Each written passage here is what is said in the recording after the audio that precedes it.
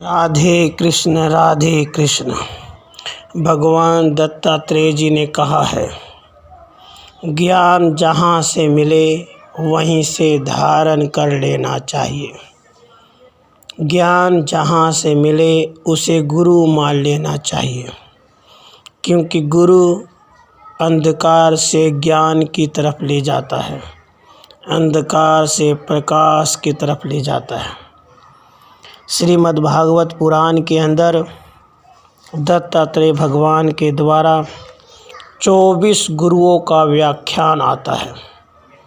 जो साधक, जो भक्त इन 24 गुरुओं के द्वारा दिए गए, 24 गुरुओं से धारण किए गए ज्ञान को अपने हृदय में धारण करता है, उसका परम कल्याण होता है।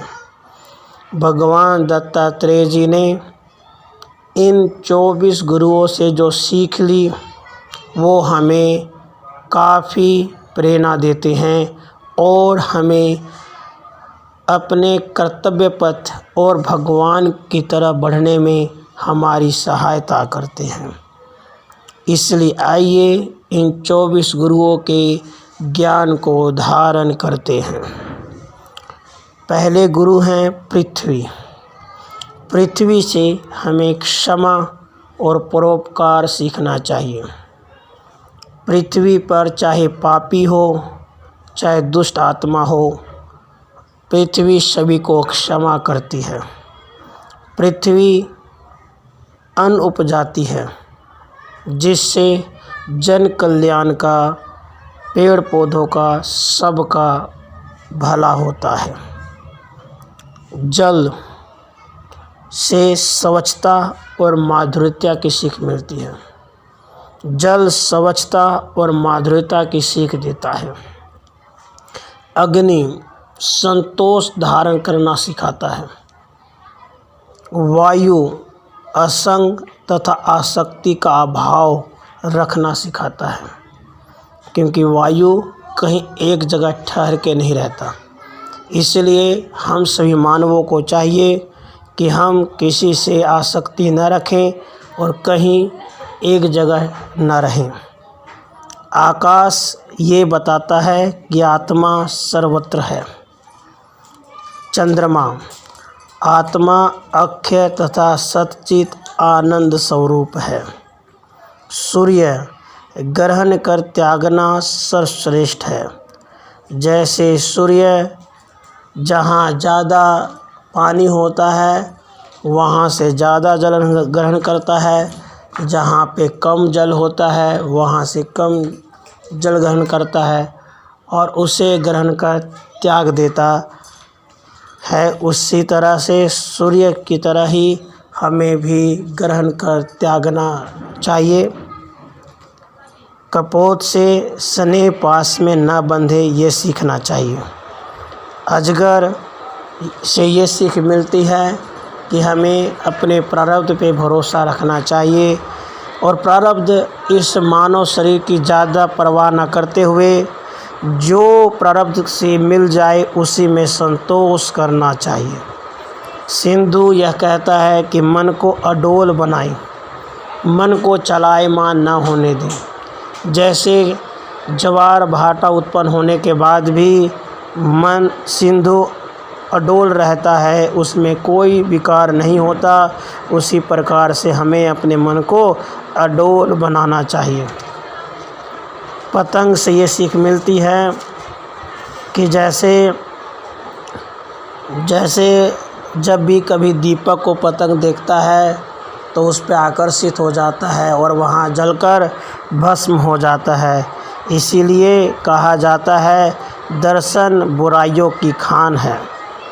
भ्रमर गंध पर नियंत्रण करना सिखाता है। जैसे भौरा फूल की सुगंध से उसकी तरफ आकर्षित होता है और फूल में फंसकर ही मर जाता है, वैसे ही जो गंध पर नियंत्रण नहीं करते उनका भी नाश अवश्य होता है। मधुमक्खी से ये शिक्षा मिलती है कि मधुमक्खी अलग अलग फूलों का रस चूसकर एक जगह इकट्ठा करती है। मधुमक्खी अलग अलग फूलों का रस चूसकर एक जगह इकट्ठा करती है, जिससे मधु का निर्माण होता है, लेकिन उस मधु का सेवन कोई अन्य ही करता है। उसी प्रकार इंसान अपने जीवन काल में हमेशा संग्रह करने में अपना जीवन व्यतीत करता है, लेकिन उसकी संग्रह किए हुए धन का भोग कोई और ही करता है। इसीलिए संग्रह दुखों की खान है। जैसे एक हाथी एक हथीनी के कागज़ की हथीनी के चक्कर में आकर भी दुखों को प्राप्त होता है। इसलिए हाथी से ये सीखना चाहिए कि सपर्दोष से बचे। कहा जाता है कि यदि जंगलों में हाथी को पकड़ना हो तो गड्ढा खोदकर उस गड्ढे के ऊपर एक कागज़ की हथीनी या एक हथीनी रूप में रख दिया जाता है। हाथी उस हथीनी को पाना चाहता है और उसी चक्कर में वो गड्ढे में गिर जाता है और नाश को प्राप्त होता है। हिरण से ये सीख मिलती है कि श्रवण बुराई की खान है, इससे बचना चाहिए।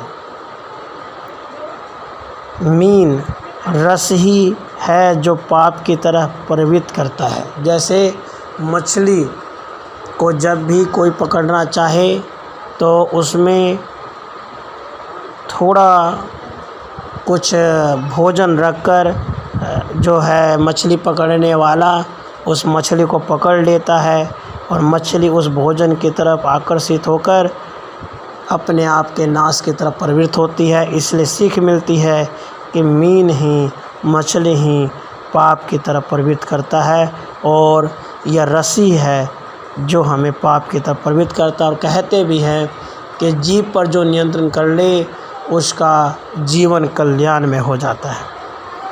पिंगला से ये शिक्षा मिलती है कि निराशा ही सुख का परम मोक्ष साधन है। पिंगला नाम की एक वेश्या थी जो निराश हो जाती है तब सुख को प्राप्त होती है। इसलिए ये कहा जाता है कि निराशा ही सुख का परम मोक्ष साधन है।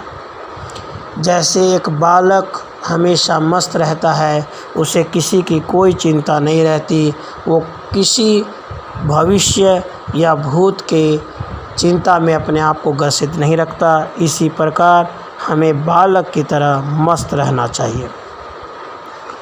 कुरर पक्षी से ये सीख मिलती है कि त्याग में ही महासुख है। कहते हैं कुरर पक्षी जब मांस का टुकड़ा लेकर भाग रही थी, उड़ रही थी, तो उस मांस के टुकड़े को पाने के लिए और भी पक्षी उसका पीछा करते हैं, लेकिन जब उस कुरर पक्षी उसको त्याग देता है तो उससे वह सुख को प्राप्त होता है। इसलिए कहते हैं त्याग में ही महासुख है। कुमारी कन्या से सीख मिलती है कि एकांतवास रखे। कहते हैं कुमारी जब धान को कूट रही थी तो उसके हाथ में चूड़ियाँ थी। जब दोनों हाथ से कूट रही थी तो चूड़ियाँ खनक खनक बज रहे थे। जब उसने सारी चूड़ियाँ निकाल दी, केवल एक चूड़ियाँ रहने दी, तो उससे कोई आवाज़ उत्पन्न नहीं हुई। इससे सीख मिलती है कि एकांतवास रहने से आत्मा जो है वो परमात्मा का साधन कर पाता है और भक्त को भगवान की प्राप्ति होती है। सांप से ये सीख मिलती है अपना घर कभी भी ना बनाए, क्योंकि यह घर, ये ज़मीन, ये जायदाद, ये सब अनित्य है। सरकृत से यह सीख मिलती है कि कृष्ण भक्ति में ऐसे लीन हो जाना चाहिए कि संसार का तनिक भी भान न हो। कहते हैं सरकृत के आगे से पूरे राजा की सवारी निकल गई, लेकिन उसका ध्यान अपने काम में इस तरह से था कि उसे राजा की सवारी जो बिल्कुल ठन बन के जा रही थी उसका भी भान नहीं हुआ। उसी प्रकार भक्त को चाहिए कि वह कृष्ण भक्ति में ऐसे लीन हो कि संसार का भान न हो। मकड़ी से ये सीख मिलती है कि संकल्प रहित बने। मकड़ी जैसे जाला बनाती है और उसी जाले में फंस कर रह जाती है, उसी प्रकार से इंसान संकल्प करता है और उसे संकल्प में फंस जाता है। इसलिए मकड़ी से संकल्प रहित बनने की सीख लेनी चाहिए।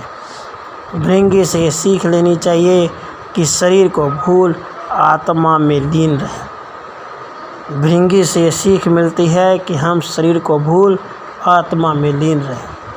इस प्रकार पृथ्वी, जल, अग्नि, वायु, आकाश, चंद्रमा, सूर्य, कपोत, अजगर, सिंधु, पतंग, भ्रमर, मधुमक्षिका, गज, मृग, मीन, पिंगला, बालक, कुरर पक्षी, कुमारी, सांप, सर्कृत, मकड़ी और भृंगी, ये 24 गुरु हैं जिससे दत्तात्रेय भगवान ने सीख लेकर भक्तों को कहा है कि आप भी अपना जीवन कल्याण में करें। जो भक्त, जो साधक इन 24 गुरुओं को अपने जीवन में स्थान देकर उनसे सीख लेता है, उसका जीवन परम कल्याण में होता है। इसलिए आइए इन 24 गुरुओं की सीख को अपने जीवन में धारण करें और अपना जीवन कल्याण में करें। आइए भगवान के साधना में इस प्रकार से लीन हो ताकि हमें इस दुनिया का तनिक भी भान न हो। और प्यार से बोले राधे कृष्ण, राधे।